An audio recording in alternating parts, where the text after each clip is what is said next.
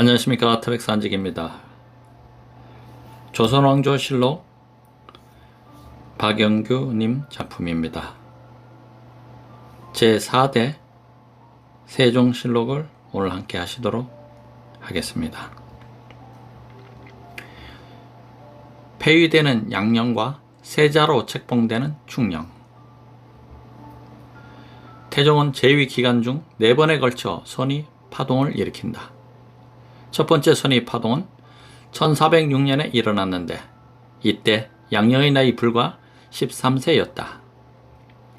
어린 양령을 대상으로 태종이 선의 표명을 한 것은 건강상의 문제 때문이었다. 그러나 민목의 형제가 어린 양령을 포섭하여 효뷰 직권을 도모하려 했다는 탄핵 사건이 일어나 민목의 옥이 발생하면서 태종은 선의 문제를 뒤로 미룬다.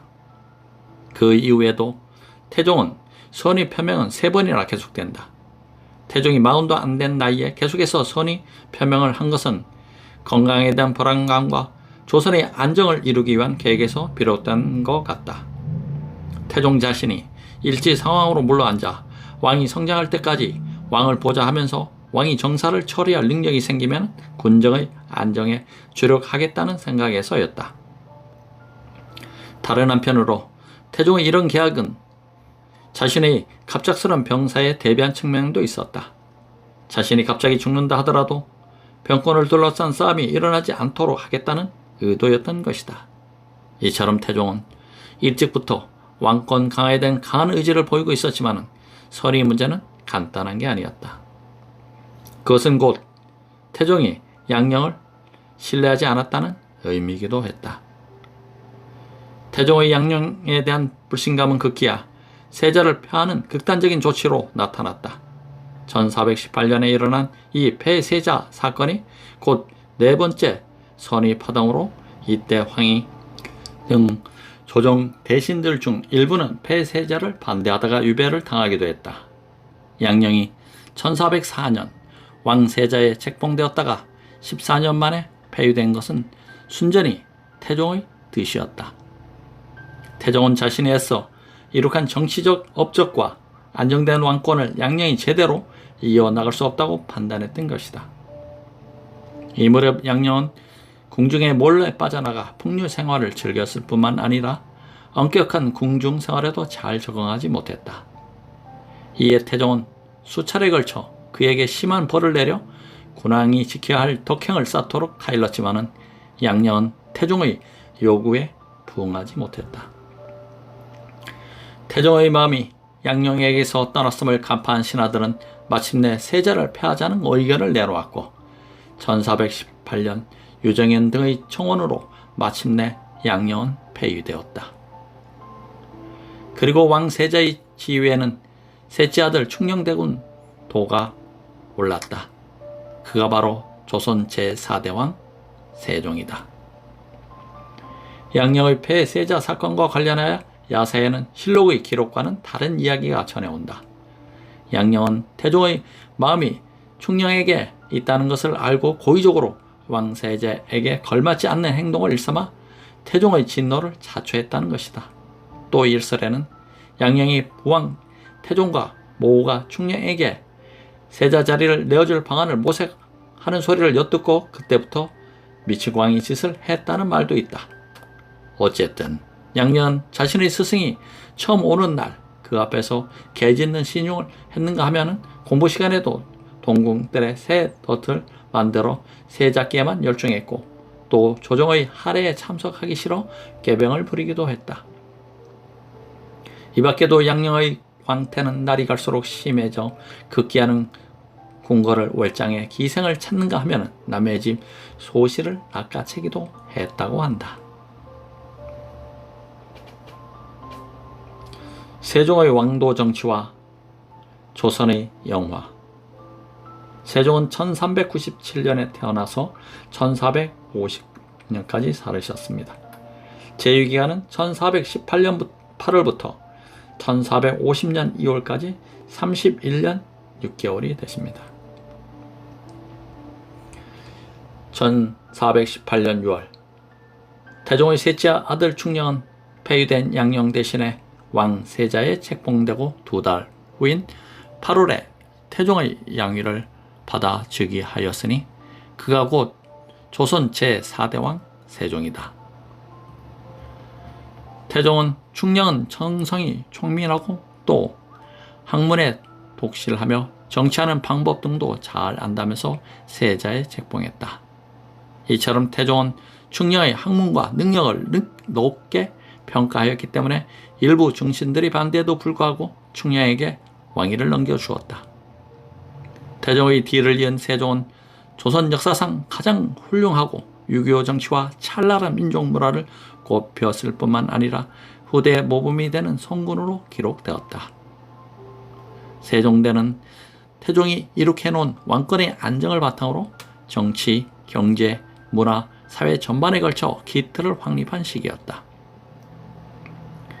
집현전을 통해 많은 인재가 배출되었고 유교 정치의 기반이 되는 의례 제도가 정비되었으며 다양하고 방대한 편찬 사업이 이루어져 문화발전의 원동력이 되었다. 또한 국민저금의 보급, 농업과 과학기술의 발달, 의학기술과 음악 및 법제의 정리, 공법의 제정, 국토의 확장 등 모든 분야에 걸쳐 민족 국가의 기틀을 확고히 다져나갔다. 세종 집권 초기에는 태종이 상왕으로 있었기에 정치는 아직 태종의 영향 아래 있었다. 1422년 태종이 죽은 다음부터 세종은 놀라운 정치력을 보이기 시작했다. 세종대에는 개국공신 세력이 거의 사라졌고 그 덕분에 과거를 통하여 정계에 진출한 유학자와 유학적 소양을 지닌 국왕이 서로 만나 완도 정치를 꿈꿀 수 있었다.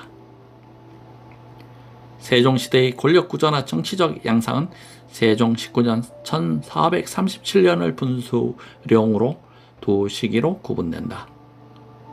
세종은 이때를 전후하여 국가 기강의 중심이었던 육조 직계제를 의정부 서사제로 변혁하여 왕에게 집중되어 있던 국사를 의정부로 넘기는 한편 세자로 하여금 서무를 재결하도록 하는 등 이전에 비해 더욱 유연한 정치를 펼쳐나갔다. 또 언관과 언론에 대한 왕의 태도도 이전에 비해 훨씬 부드러워졌으며 이들에 대한 탄압이나 징계는 거의 없어졌다.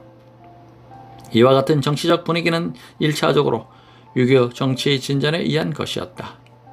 집현전을 통하여 배출된 많은 유학자들에 의해 유교적 제도의 정리가 가능했고 편찬 사업이 활기를 띠기 시작하면서 유교 정치의 기반이 안정되었다.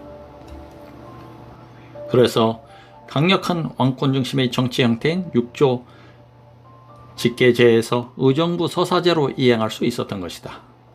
이러한 정치 체제의 변화는 한편으로는 세종의 건강 문제와도 밀접한 관계가 있었다. 세종은 젊은 시절부터 소갈증, 당뇨병을 앓고 있었기에 정부가 과다한 육조 직계제는 감당할 수 없었던 것이다. 세종은 후반기로 접어들면서 건강이 상당히 악화되었지만 의정부 서사제의 정책에 힘입어 오히려 신권과 왕권이 조화된 유교적 왕도 정치를 이끌어냈다. 이는 황희를 비롯하여 맹사성, 최윤독, 신계 등 의정부 대신들의 신중하고 치밀한 보좌와 관료들의 탄탄한 정치 기강, 언관들의 이상적인 유교 정치 구현 노력 덕분이었다. 세종대의 이러한 업적은 집현전의 효율적 운영에 따른 것이었다. 집현전은 이미 고려시대에 설치된 기관으로 조선 정도시대에도 설치된 일이 있었지만 세종 조초에 이르러 기능이 대폭 확대되었다. 세종 3년 1421년 3월에 확대 개편된 집현전은 단순한 학문적 사업만을 위한 기관이 아니라 인재의 양성과 새로운 문화의 정착에 목적을 두고 있었다. 세종은 명나라와의 사대 관계를 원만히 수행하기 위해 필요한 인재의 양성과 학문의 진흥 그리고 이를 지속하기 위한 정책적 배려를 아끼지 않았다. 이에 따라 집현전은 젊고 유망한 학자들이 채용되었고 그들에게는 여러 가지 특전이 주어졌다. 학문에 정념할 수 있도록 생활비를 지원하는가 하면은 집현전에 소속된 관원은 경영관, 서영관, 시관, 사관 등의 직책을 겸하였고 중국의 옛 제도를 연구하거나 각종 편찬 사업에 동원되기도 했다.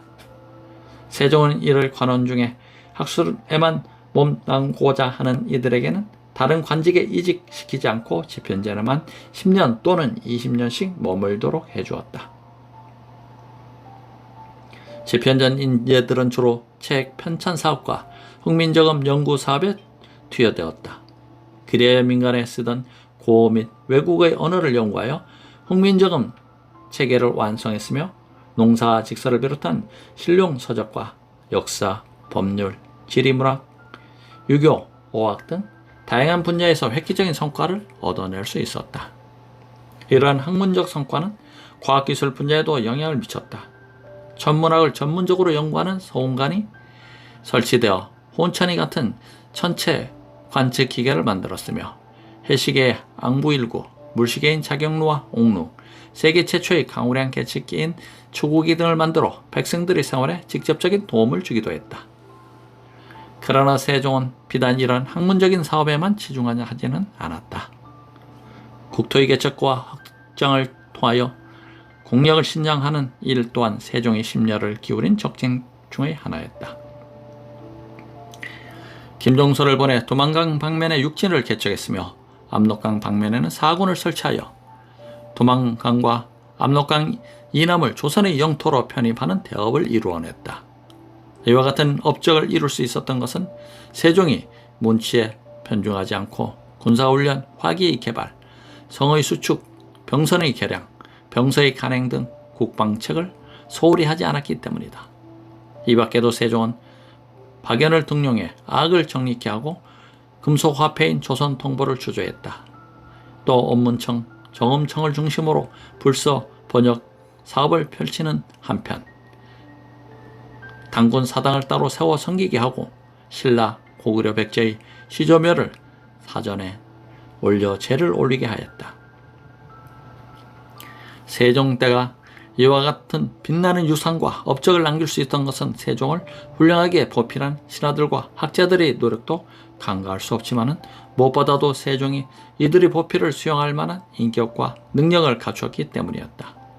유교와 유교 정치에 대한 깊은 소양, 다양하고 깊은 학문적 성취와 탐구력, 역사와 문화에 대한 통찰력과 판단력, 중국 문화에 경도되지 않은 주체성과 독창성, 의지를 관철시키는 추진력과 신념, 백성과 신화, 그리고 스스로에 대한 인간애 등을 고루 간직했던 세종의 뛰어난 인성은 정치적, 사회적, 문화적, 학문적 업적을 일구어내는 고심체였다. 천부적인 능력과 뛰어난 인성, 그리고 많은 덕을 바탕으로 조선 왕조의 역사적, 문화적, 정치적 기틀을 닦아놓은 세종은 1450년 2월 54세 일기로 세상을 떴다. 세종은 정비 소현왕후 심씨를 비롯해 6명의 부인을 두었으며 그들에게서 18남 4녀의 자녀를 얻었다. 능은 영릉으로 경기도 여주군 능사면에 있다. 세종의 가족들. 세종은 총 6명의 부인에게서 22명의 자녀를 두었다. 이들 중 정비 소현 왕후 심씨가 8남 2녀, 영빈 강씨 1남, 신빈 김씨 6남, 해빈 양씨 3남, 숙이 이씨 1녀, 상침 송씨가 1녀를 낳았다. 소현 왕후 심씨 1395년에서 1446년. 세종의 정비 소현 왕후 심씨의 본가는 청송으로 문화시중 심덕부의 손녀고 영의정 시몬의 딸이다. 1408년 충녕군 도와 가래를 올린 빈이 되고 경숙 옹주에 봉해졌다. 1417년 사만국 대부인에 봉해지고 이듬해 6월 충녕대군이 왕세자에 채봉되자 경빈에 봉해졌으며 같은 해 8월 내선으로 받아 세종이 즉위하자 12월에 왕으로 책봉되어 공비로 불려졌다. 하지만 1432년에 중전에게 별칭을 붙이는 것이 관습에 없다 하여 공비라는 호칭은 없어지고 그냥 왕비로 개봉되었다. 심씨의 아버지 시몬이 세종 즉위 초에 영의정에 올라 사은사로 명나라에 기한하던 중 아오 심정이 궁국 대사를 상왕인 태종이 처리한다고 불평을 했다가 옥사가 일어났다. 시몬은 이 사건의 수괴로 지목되어 수원으로 뱀출되어 사사되었다. 이 때문에 심씨를 폐하자는 논의가 있었으나 그녀의 내조의 공이 인정되어 폐비 사태는 면하였다. 심씨는 팔남 2녀의 자녀를 두었는데 맏아들 향, 문종을 비롯하여 수양, 세조, 안평, 임령, 광평, 금성, 평원, 영 등 아들 8형제와 정소, 정희 등 딸 2자매가 그들이다. 소현왕후 심씨는 1446년 52세로 죽었으며 그녀의 능은 영릉으로 세종이 승하한 뒤 합장하여 조선 최초의 합장릉이 되었다. 세종은 조선의 역대 왕들 중에 아들을 가장 많이 둔 왕이었다. 18명의 아들 중에 정빈 심씨의 소생이 8명, 영빈 강씨의 소생이 화의 1명, 신빈 김씨의 소생이 계양, 의창, 밀성, 익현, 영애, 담양 등 6명, 해빈 양씨의 소생이 한남, 수춘, 영풍 등 3명이었다. 이들 중 소현 왕후 소생인 향과 수양은 등극하여 문종과 세조의 묘호를 얻는다. 이들 중 향과 수양은 문종, 세조 편에서 나옵니다. 정비 소생의 나머지 5 아들의 삶을 아래에 간단히 약술해 보겠습니다. 안평대군 1418년에서 1453년 1418년 세종과 소현 왕후의 셋째 아들로 태어났다. 이름은 용, 호는 비해당, 난간거사, 매죽한 등이다. 1428년 안평대군에 봉해졌으며 이듬해 자부대원 정현의 딸과 결혼하였고 1430년 성균관에 입학하였다. 한경대 육진이 신설되자 1438년 왕자들과 함께 야인을 토벌하였으며 권신, 황보인, 김종서 등 문신들과 긴밀한 관계를 유지하여 수양 대군 측의 무신 세력과 맞서 인사행정인 황표 정사를 장악하는 등 점차 조정의 배후 실력자로 부상하였다. 1452년 단종이 즉위한 후 수양대군은 산사로 명나라를 다녀오고 난 뒤 황표 정사를 폐지하였다. 안평은 이에 반발하여 황표 정사 회복에 주력했으나 이듬해 계유정난으로 황보인, 김종서 등이 살해된 뒤 자신도 강화도로 귀양 갔다가 교동으로 옮긴 후 36세를 일기로 사사되었다. 안평은 어려서부터 학문을 좋아하고 시, 서, 화 모두 예능의 3절이라 불렸고 당대 제1의 서예가로 명성을 떨쳤다. 그의 서풍은 온나라의 문인인 조맹부에게서 영향을 받기도 했지만 자신의 개성을 강조해 독자적인 영역을 확보하고 있었다. 그 때문에 조선 전기에는 그의 서풍이 크게 유행하기도 했다. 현존하는 그의 작품으로 안견의 목류도원도 발문이 대표적이며 법첩과 각첩으로 전하는 작품들이 다수 있다. 금성문으로는 경기도 광주 구 영릉터에 있다가 현재 서울 동대문구 청량리동 세종대왕 기념사업화에 옮겨놓은 세종대왕 영릉 신도비의 비문이 대표적이다. 임영대군 1419년에서 1469년 세종과 소현 왕후의 넷째 아들로 이름은 고이며 자는 헌지다. 1428년 대광 보국 임영대군에 봉해졌으며 1430년 안평과 함께 성균관에 입학하였다. 임영은 세종의 총애를 받아 1442년 원년이 되었으며 1445년에는 세종의 명을 받아 총통 제작을 감독하였고 1450년 문종 1년에 문종의 명을 받아 화차를 제작하였다. 그리고 세조가 정권을 잡자 그를 보좌하여 신임을 받았다. 금성대군 1426년에서 1457년 세종과 소현 왕후의 6째 아들로 이름은 유이다. 1433년 금성대군에 봉해지고 1437년 차참 최서강의 딸과 혼인하였으며 그의 태조의 8째 아들이자 신덕왕후 강씨의 2번째 소생인 방석의 봉사손으로 출계하였다. 1452년 단종이 즉위하자 수양대군과 함께 사정전으로 불려가 물품을 하사받으면서 왕을 좌우에서 보필할 것을 약속하였다. 그리고 수양대군이 정권을 탈취하자 이에 반발하여 사경에 유배당하였다. 이후 유배지를 전전하다가 단종이 노상군으로 강봉되어 강원도 영월로 유배당하자 자신의 유배지였던 순흥에서 부사 이보은과 함께 모의하여 단종 복위운동을 세웠다. 하지만 관노의 고발로 실패로 돌아가 반역죄로 처형당하였다. 이때가 그의 나이 32세였다. 1791년 정조 15년 단종을 위해 충성을 바친 신하들에게 어정 배식록을 편정할 때 육정령의 한 사람으로 선정되었다.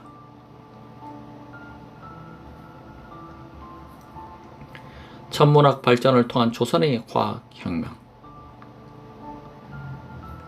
세종시대는 과학과 기술 분야에서도 혁명적인 발전을 이루었다.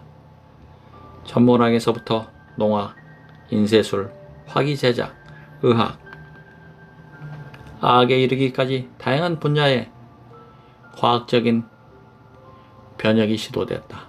이 중에서 특히 천문학의 발전은 가히 과학혁명으로 불릴 만하다. 천문학을 주관하던 것은 서운관이었다. 서운관에는 조선 초에 이미 천문을 관측하기에 두 곳의 간이대가 설치된 바 있었지만 미흡한 점이 많아 제대로 활용되지 못했다. 그러다가 1431년부터 시작된 대규모 천문 의상 제작과 2년 뒤에 이루어진 서축간 의대 준공에 의해 본격적인 천문 연구에 돌입할 수 있었다. 경북궁의 경해로 북쪽에 설치된 석축간이대는 높이 6.3m, 길이 9.1m, 넓이 6.6제곱미터의 규모의 천문 관측되었다. 이 간이대는 혼천이, 혼상, 그리고 규표와 방위 지정표인 정방안 등이 설치되었다. 이 간이대와 주변 시설물들은 중국과 이슬람 양식에다가 조선의 전통 양식을 혼합한 것이었는데 1438년 세종 20년 3월부터 이 간이대에서 서운관 관어들이 매일 밤 천문을 관측한 것으로 기록되어 있다. 혼천이는 천체 관측기계로 문헌에는 1431년 6월에 최초로 만들어졌으며 두 달 뒤에 또 하나가 만들어졌다고 기록되어 있다. 이는 장영실을 중심으로 한 기술 제작진이 정초, 정인지 등의 고서 연구를 바탕으로 고안한 것이다. 이 혼천이는 천구회와 함께 물레바퀴를 동력으로 움직이는 시계장치와 연결된 것으로서 일종의 천문시계 기능을 하고 있었다. 천문학의 발전은 시계의 발명을 가져왔다. 당시의 시계는 해시계와 물시계로 대표된다. 해시계는 앙부1구, 현주1구, 천평1구, 정남1구 등이 있었으며 물시계는 자경루와 옥루가 있었다. 해시계는 1구, 해그림자라고 한 것은 이것이 모두 해그림자로 시간을 알 수 있도록 했기 때문이다. 이 일구들은 모양과 기능에 따라 여러 가지로 나누었는데 우리나라 최초의 공중시계인 해정교와 정묘 남쪽 거리에 설치됐던 앙부1구는 그 모양이 소스를 받쳐놓은 듯한 형상을 하고 있다 하여 이 같은 이름이 붙여졌다. 그리고 현주1구와 천평1구는 규모가 작은 일종의 휴대용 시계였고 정남1구는 시계와 끝이 남쪽을 가리킨다고 하여 붙여진 이름이다. 장여신 등이 만든 앙부1구는 단순히 해시계를 발명했다는 측면 외에 더욱 중요한 과학적 사실들이 내포되어 있다. 다른 나라의 해시계가 단순히 시간만을 알 수 있게 해준 데 반해 앙부1구는 바늘의 그림자 끝만 따라가면 시간과 절기를 동시에 알게 해주는 다기능 시계였다. 또한 앙부1구는 세계에서 유일하게 방구로 된 해시계였다. 앙부1구가 방구로 된 점에 착안해서 그 제작 과정을 연구해보면 놀라운 사실 하나가 발견되는데 그것은 당시 사람들이 해의 움직임뿐만 아니라 지구가 둥글다는 사실을 알고 있었다는 점이다. 그러나 해시계는 이처럼 조선의 시계 문화의 획기적인 발전을 가져다 주었지만 기능적인 한계를 안고 있었다. 해시계는 해의 그림자를 통해 시간과 절기를 알게 해주는 것이었기에 흐린 날이나 비가 오는 날에는 이용할 수 없었던 것이다. 그래서 만들어진 시계가 물시계였다. 물시계로는 자경루와 옥루가 있었다. 자동으로 시간을 알리게 하는 자동 15장치가 달린 이 물시계는 일종의 자명정이다. 1434년 세종의 명을 받아 장영실, 이천, 김조 등이 고안한 자경루는 시, 경, 점에 따라 자동적으로 종, 북, 징을 쳐서 시간을 알리도록 되어 있었다. 그리고 1437년에는 장영실이 독자적으로 천상시계인 옥루를 발명해 경복궁 천추전 서쪽에 흡경강을 지어 설치했다. 옥루는 중국 송원 시대의 모든 자동시계와 중국에 전해진 아라비아 물시계에 관한 문헌들을 철저히 연구한 끝에 고안한 독창적인 것으로서 당시 중국이나 아라비아의 것보다도 뛰어났다는 평가를 얻고 있다. 헬시계, 물시계와 더불어 천문학의 발전으로 이루어진 또 하나의 뜻깊은 발명품은 축의기였다. 축의기는 1441년에 발명되어 조선시대의 관상강과 각도의 강념 등에서 강우량 측정용으로 쓰인 관측 장비로 현대적인 강우량 측정기에 해당된다. 이는 갈릴레오의 온도계 발명이나 토리첼리의 수은 기압계 발명보다 200년이나 앞선 세계 최초의 기상 관측 장비였다. 축의기의 발명으로 조선은 새로운 강우량 측정 제도를 마련할 수 있었고, 이를 농업에 응용하게 되어 농업 기상학에서 괄목할 만한 진전을 이룩하였다. 축의기의 발명으로 정확한 강우량을 파악할 수 있게 되어 홍수 예방에도 도움이 되었다. 천문 관측대, 헬시계, 물시계, 축의기 등 세계 과학사에 빛나는 이와 같은 업적들은 세종의 뛰어난 지도력 없이는 탄생할 수 없었던 것이다. 학문은 물론이고 기술적인 측면에도 지대한 관심과 노력을 아끼지 않았던 세종은 축의기의 제작에 왕세자를 직접 참여시키는 열성을 보였는가 하면은 출신 성분에 관계없이 능력에 따라 학자와 기술자를 등용하기도 했다. 이 같은 세종의 열정에 힘입어 정인지, 정초, 정엄지, 김담, 이순지 등과 같은 지편자 학자들은 과학 서적들에 대한 번역 작업을 전념하였고, 이 번역사를 바탕으로 장영실, 이천, 김조 등은 기술 학자로서의 능력을 마음껏 발휘할 수 있었다. 말하자면 세종의 왕도 정치와 문인들의 탐구 정신 그리고 기술 학자들의 땀이 일체가 되어 일궈낸 값진 결실이 고 세종시대의 과학혁명이었던 것이다.